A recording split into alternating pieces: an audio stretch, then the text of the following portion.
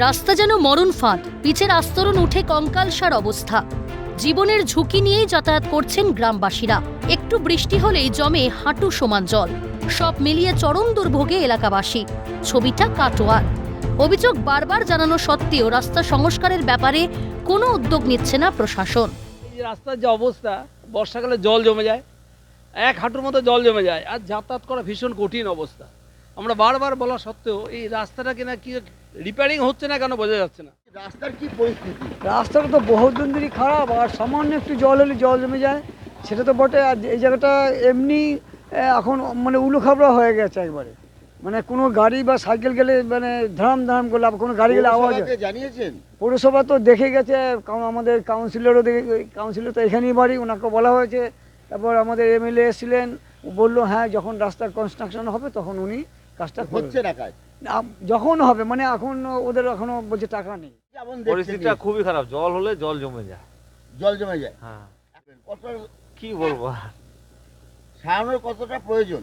দরকার তো, রাস্তা ভালো হলে তো যাওয়া আসার সুবিধে হয়। কাটোয়া পৌরসভার 11-19 নম্বর ওয়ার্ডের মাঝখান দিয়ে চলে যাওয়া প্রায় 1 কিলোমিটার রাস্তা 3-4 বছর ধরে বেহাল অবস্থায় পড়ে রয়েছে। ফলে প্রতিদিনই ঘটছে দুর্ঘটনা। তাছাড়া এই রাস্তার পাশেই রয়েছে একটি প্রাথমিক বিদ্যালয়। ফলে ভোগান্তিতে শিশুরাও। তাই দ্রুত মেরামতের দাবি এলাকাবাসীর।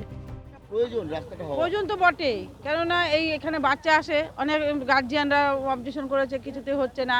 তারপর বাচ্চাদের পড়ে যায়, তুলতে গিয়ে পড়ে যায়, কেউ সাইকেলে তুলতে, কেউ মোটরসাইকেল তুলতে গিয়ে তুলে যায়, হুচুট খেয়ে পড়ে যায়, প্রচুর জল হয়ে যায় বর্ষাতে।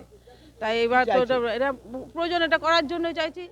আমাদের চাইছি যে খুব শিগগিরই যত তাড়াতাড়ি সম্ভব রাস্তাটা মেরামত করে দিক, যাতে পার্শ্ববর্তী অন্যান্য রাস্তা যেরকম হয়েছে সেরকম সুন্দর করে দেওয়া হোক। কাউন্সিলরকে বলেছি, কাউন্সিলর উনি বললেন যে আমরা করে দেবো করে কয়েক বছর হয়ে গেল। পুরসভার ফান্ড না থাকায় মেরামত করা সম্ভব হচ্ছে না। অভিযোগ স্বীকার করে সাফাই স্থানীয় কাউন্সিলরের। এখানকার আমরা দেখতে পাচ্ছি যে রাস্তাটা খারাপ, আমাদের দ্বারা যতটা সম্ভব ততটা করব, অসুবিধা কিছু নাই। কিন্তু বুঝতেই তো পারছেন এখানে আমাদের এখন ফান্ডটা খুবই একটু অসুবিধা। ভোট আসে ভোট যায়, কিন্তু সংস্কার হয় না রাস্তা। প্রতিশ্রুতি মিললেও বাস্তবায়ন হয় না। প্রশ্ন ওঠে, যেখানে শাসক দলের নেতারা জোর গলায় দাবি করেন রাস্তায় দাঁড়িয়ে উন্নয়ন, সেখানে মানুষের এই দুর্ভোগ কেন? এখন দেখা আগামী দিনে কত দ্রুত কাটোয়া পৌরসভা এই রাস্তা মেরামত করে।